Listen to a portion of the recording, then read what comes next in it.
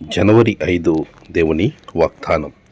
కొందరు ఆలస్యమని ఎంచుకొనున్నట్లు ప్రభు తన వాగ్దానమును గూర్చి ఆలస్యము చేయవాడు కాడు, గాని ఎవడను నశింపవలనని ఇచ్చయింపగా అందరూ మారుమనసు పొందవలనని కోరుచు మీ ఎడల దీర్ఘశాంతము గలవాడై ఉన్నాడు.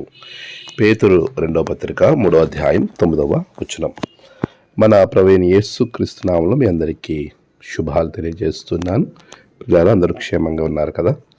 ప్రభు అత్యంత కృపను బట్టి మనమందరం మరొక నూతనమైన దినాన్ని కలిగి ముందుకు వెళ్ళడానికి దేవుడు చక్కటి సమయాన్ని మనకు అనుగ్రహించాడు. మనం ఆరాధిస్తున్న దేవుడు ఎంతో దీర్ఘశాంతము కలిగిన వాడు అని నేటి వాగ్దానం మన జీవితాల్లో నెరవేర్చబడినట్లు ప్రభు మాట్లాడుతూ ఉన్నాడు.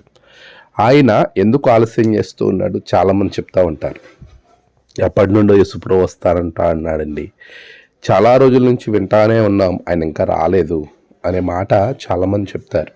కానీ ప్రభు ఇచ్చేటువంటి మాట ఎంత గొప్పది అంటే, మాట ఇచ్చినవాడు ఎన్నటి కూడా వెనక్కి తీసుకునేవాడు కాదు. ఆయన ఒకసారి మాట ఇస్తే ఆ మాటను 100% ఖచ్చితంగా నెరవేర్చేవాడు, మాట తప్పనివాడు. ఆయన ఎంతైనా నమ్మదగినవాడు.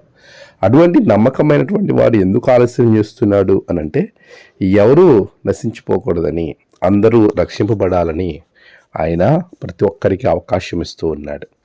దీర్ఘశాంతాన్ని మన ఎడల చూపుతూ ఉన్నాడు. మనం ఎంతగా దేవునికి వ్యతిరేకంగా వెళ్ళినా, దేవుడు అనే భయం మనలో లేకపోయినా, ఆయన దీర్ఘశాంతం కలిగి ఎందుకున్నాడంటే, నిన్ను ఆయన యొద్దకు చేర్చుకోవాలని, నీవు ఆయన మాట వినాలని, ఆయన బిడగా, ఆయన కుమారుడిగా నువ్వు రూపాంతరం చెందాలని నీ కొరకు ఆయన ఎదురు చూస్తూ ఉన్నాడు. అందుకే ఆయన దీర్ఘశాంతాన్ని మనం ఎట్టి పరిస్థితుల్లో కూడా చులకనగా కానీ, ఆయన చేతకానివాడు అని కానీ చాలామంది అనుకున్నట్లుగా మనం అనుకోకూడదు. కీర్తన 50లో చాలా స్పష్టంగా తెలియజేస్తూ ఉన్నాడు, ఆయన మౌనంగా ఉన్నాడు కదా అని ఆయన ఏమీ చేయట్లేదు, మనలాంటి మనిషి కుమారుడు అంటే మనిషే అని అనుకుంటూ ఉన్నాడు. కానీ ఆయన దీర్ఘశాంతపరుడు. రాకడలో ఆయన దీర్ఘశాంతము తన ఎడల లేకుండా తీర్పు తీర్చేవాడిగా ఉన్నాడు అనే విషయాన్ని మర్చిపోకూడదు.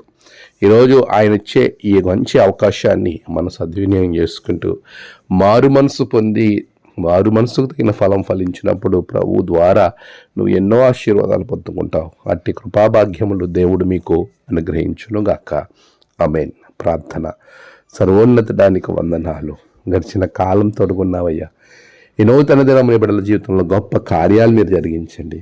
నువ్వు చూపుతున్న ఈ దీర్ఘశాంతము బిడ్డలు అర్థం చేసుకుని మారుమనసు పొంది నీలోకి వచ్చి మారుమనసుకు తగిన ఫలములు ఫలించినట్లుగా దీవించండి.